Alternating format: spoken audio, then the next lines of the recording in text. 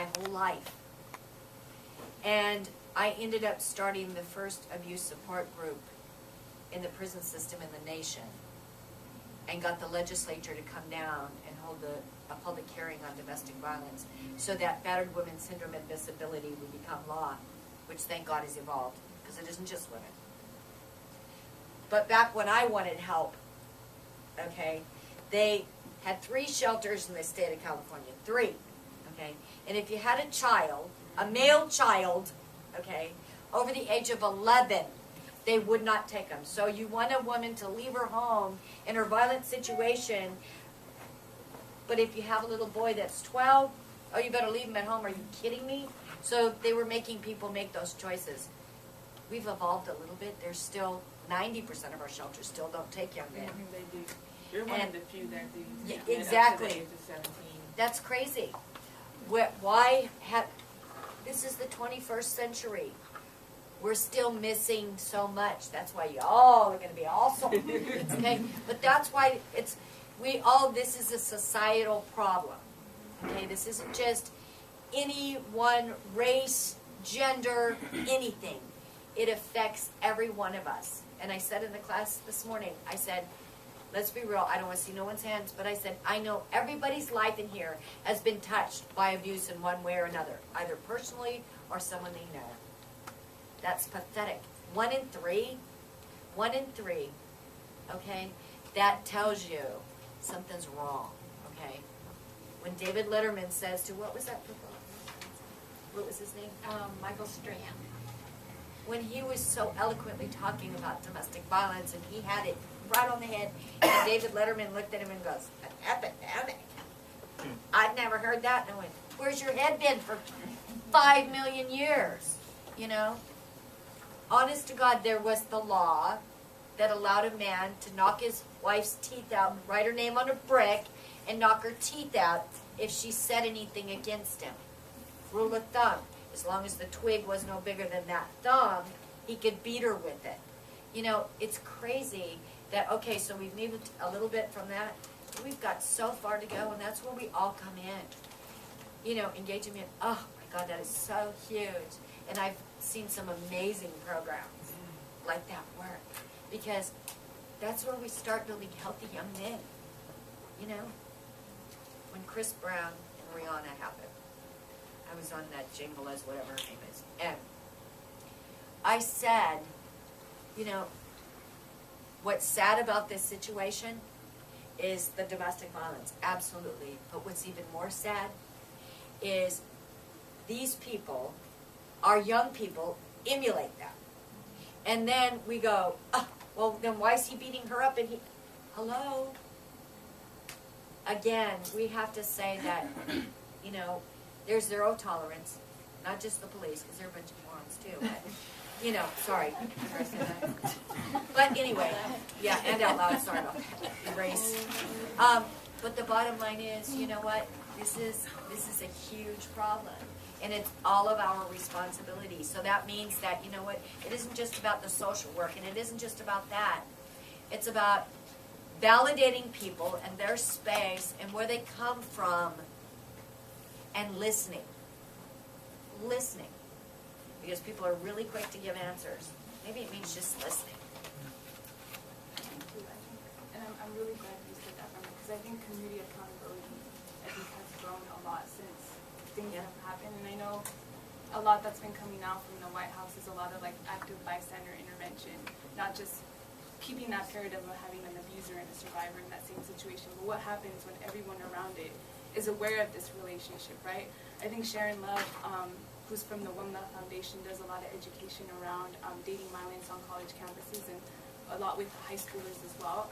But you know, as community members, what tools do we have to intervene in those situations, right? When you have a friend or a family member, that conversation can look really hard.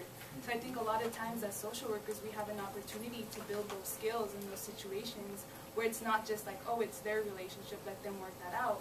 But as a bystander, as a community member, as someone who's touched by this violence, is impacted, what tools can we provide the surrounding community to be able to have conversations and dialogue around those issues? And then that's a good point too, because sometimes it's the friends and family members telling you to stay. You know, like, don't be crazy, man. You're not gonna leave your house and your car and all this kind of stuff just to go into a shelter. It's not that bad. You know, get over it.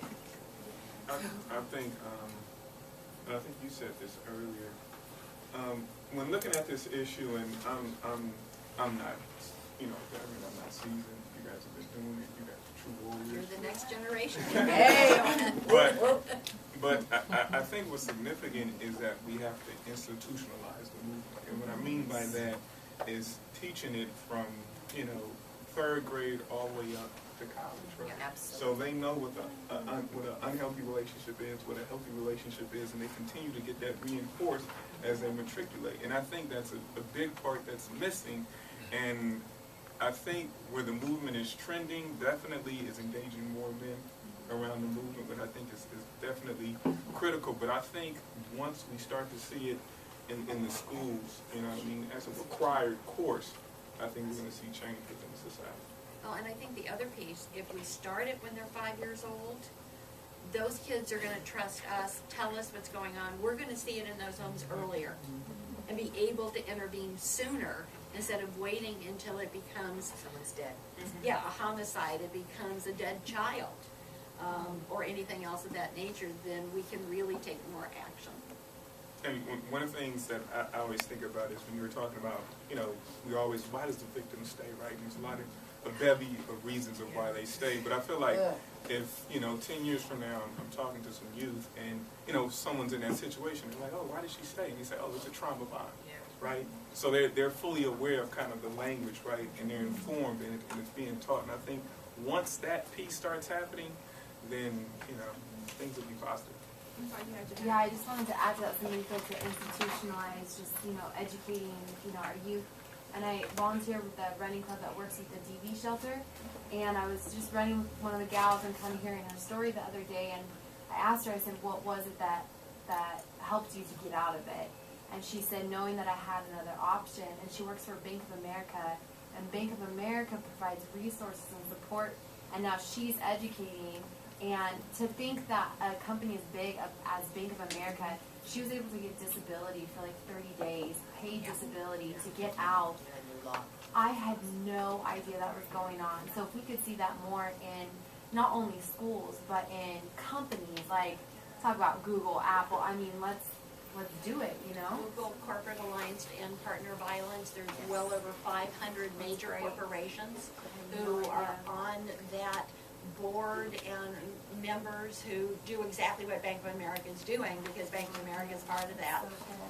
And the new law is they have to hold your employee for 6 months, just like they have to allow you to get out of your lease, you know, on these things. They can't say that you can't get out of your lease. Are there any COBRA people in here? COBRA? Oh, cool. Or even just American Civil Liberties Union of Southern California does a lot of reproductive justice. And I think reproductive justice is kind of going into just like reproductive health, but it expands to domestic violence. So they're working on a lot of policy in schools, K through 12, a lot of company policies that give survivors more resources and institutionalize a lot of those changes. So I think policy is another way to go in terms of intervention, not just the reactive measure of, you know, we need to get more resources, but like you said, implementing those resources, even if it's a sheet of paper on the wall, right? Giving those resources in a coffee lounge at a workstation. Those policies can be institutionalized. There was a young woman against the wall who's been holding her hand up.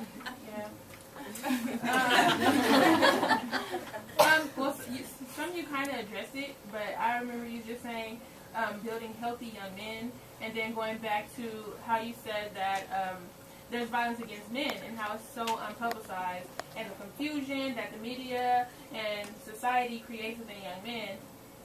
But in addition, I just started thinking about the confusion and the double standards that are created within young women. Like you said, on the one hand, you have your friends telling you that, you know, you should stay, and that women are supposed to be submissive to their partners, but the level of submissiveness is never specified. And on the one hand, the woman, you know, she's too aggressive, she's too passive, like, how much do you take? So I feel like there's a lot of confusion within women also.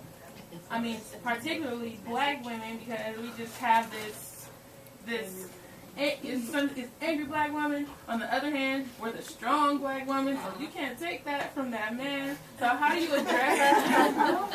So how do you go about addressing things like that? You know, we do a lot of work around cultural competency, and a lot of that too brings up sort of like a lot of the myths around black women, right? Like we're super women, like we're strong, like we're violent anyway, so we're just used to violence and different things like that. And I think it's just understanding that like we're women just like anybody else. When I talk to them, we have the same feelings and the same emotions, and that, you know, you have a, and we talk kind of about like a Bill of Rights, like you have a right to peace in your own home, and you have a right to be happy. And if you're not in a situation where you're happy, you know, then you need to get out of it too. And a lot of it too is how we interact with each other. Because I've heard a lot of women say, oh, you need to check, you know, you need to check her, you need to check your girl, you need to have your girl, you know. And what does that mean? So I think it has a lot to do with the way we talk about how we relate to each other, both in relationships with as girlfriends and how we support each other as women. Because I think a lot of the times we tend to look at each other as competitors instead of as sisters. And I think it's also amazing because I think Peace Over Violence has a really cool community mobilization strategy that works around prometoras, like people who go into the community to educate women in the community, which is usually around like healthcare and services. But now, yeah, but I've heard of that program, and it's an amazing program. I mean, it's in dosages, right? So it's not one workshop. You're looking at an array of building relationships long term. So, I mean, it looks like going into somebody's kitchen making tamales while having a conversation around media. Like, what does it look to be like a healthy mom, or, you know, like expectations of women as being mothers. So I think utilizing a lot of the capital that's already there within different relationships and communities can be really creative, because not only are you validating their experiencing, but you're also normalizing a different behavior in a space that wasn't there before. But I think one of the pieces we miss, don't forget to include churches, include pastors. If we don't put them in part of this dialogue, then we miss a whole component for a lot of communities.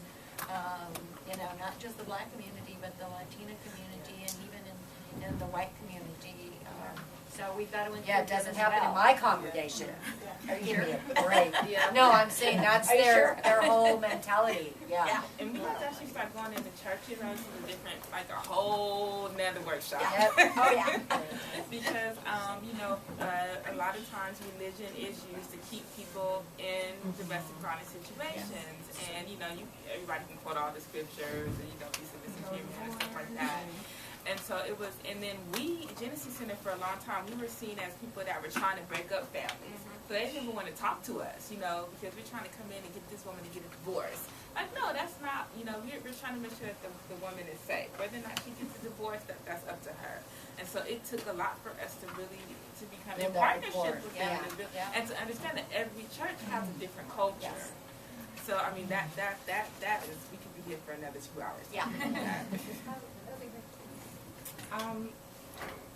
A couple semesters ago, I used to intern for DART in a partnership with LSWC. So I want to know, like, do you guys know of like any other organization that were hand in hand with like any law enforcement, or idea about like trainings? Because when I was going into homes, like I noticed that officer majority of them were men will be overly aggressive because they're not there to like, oh, like it's okay. So they're there to like just get straight to the point, and sometimes you can see that bias, like, oh, I don't believe it, and they'll leave it at that. And that is like a real issue for a victim. You know, it's just like a man's coming to my house, I just got the most likely right now. Like, what am I supposed to do? Well, we just recently got a grant from the OPW where we are working with the LAPD, and part of that is going to be training. So we're going to go in and we're going to train some of the officers. So other than that, I don't know personally. I don't know if anybody else knows. SART. Yeah. Well, not only SART, but when I worked with the DART program out of Hollywood PD, I and the detective became basically second responders. So we waited till the scene was secured. Then he usually talked to the kids, and because we got a whole different story from the kids than we did from the victim. But we had rules that we had set out way before we ever went out together. so that we had little signals for each other, so he wasn't, invalidating what a victim said or even what the kids said. And then we would always compare our little notes, and that's when I got to go back to the victim and go, your children told me a different story. You want to kind of tell me what's really going on? And so that's part of what has to happen with the training, is you've got to train them to work with you so that it becomes a team effort and not totally two separate interviews and with somebody who's not believing them. And the thing is, not to defend the police, I don't feel like we have to defend it, not defend that. There's sort of this stereotype that abusers are these people that are like out of control. They're out of control. No, they're in control. So when the police come knocking on the door, oh, hi officer, how you doing? They're like the most charming people. Oh, no, nothing's going on. Everything's okay. And then you talk to the victim and they're like, oh yeah, everything is fine. So the police don't know what to do, or they'll come into a situation where they're both like, because the person is defending themselves, like sometimes the guy will look like even worse than the woman, because now they know how to hit you without bruising you, and so they come into a situation that you have all the bruises and so they're taking you to jail. So it's just education. It's education. And just, Go ahead. I'm sorry, he's had his hand up for so long. I feel so bad about that. As I mentioned, we're doing 10 minutes of discussion, so if anyone else has questions, just think about how far we're going to go. I have two things. Just to touch on that real quick. I used to be a police officer in the military. I know for a fact that we were trained that if you go in any situation, your safety comes first. So that's why they might go in aggressive, because if you're going into a hostile situation, they're taught to control the scene. So that's why it's hard to designate who's violent or what, because even though the guy may be the main aggressor, you don't know if they're going to pull a knife in the last second trying to stab her husband when you have your back. So it goes into a lot of The training. police are like, those types of cases are the most lethal cases that Well, yeah, officers domestic respond to violence is in because of general. the intense trauma that can trigger someone immensely. and I just wanted to say that my brother is actually an LAPD officer, and he told me that's by far the worst call to get, basically domestic violence calls, because it's so difficult to interpret the situation, right? And so I think, and that's what you might face, with dealing with LAPD officers. I mean, it's really an issue of their safety and really hashing out the situation as best as they can and as quickly as possible. And part of it is, I'm sorry, also, I'm from Riverside County, so I've got the Riverside County Sheriffs, do all of our areas. And one day I had a previous client call me because they let him out, didn't tell her, he came, broke out all the windows, slashed all the tires, and beat the dog crap out of her. And she called me before she called the cops. And I'm there, so he doesn't know when he gets there, I'm already there. And immediately, you stupid bee, blah, blah, blah, blah, blah. Now, mind you, I tape recorded every single thing that he said. And the only reason why I didn't know I could get away with it was because I knew the chief. And I took it into her office the next day and I said, this is why nobody wants to call the police. This is indicative right here. And you know what she said to me was, you know what? They don't know any different. Some of them were raised this way. Nobody's training them. I said, then who's responsible for that? And so I started training the law enforcement areas in my community. But the point is that, see, you guys are now having a relationship to do that. I did it for free only because they're a bunch of knuckleheads. Because it had to happen. And I can tell you, just in terms of the university, like training your campus safety on relationship violence with college students, that's something that's never really been done before. Even here at C, like as an opportunity as like a master in social work student, being able to come up with a curriculum or even just a training workshop on educating community members here at USC, I think is such a viable, but when you put that into a community model, you're educating like a response team, right? So that's medical, that's hospital, that's law enforcement, and we're looking for those red flags and being trauma informed. That is brilliant, because I was on a panel at your rival school. They were talking about how when like a young woman reports a rape, like campus police do not know how to respond to it, and in a lot of ways it re-traumatizes the victim. So what you said, that you're right. That is so needed. And most college campuses don't know how to respond. That's part of the problem.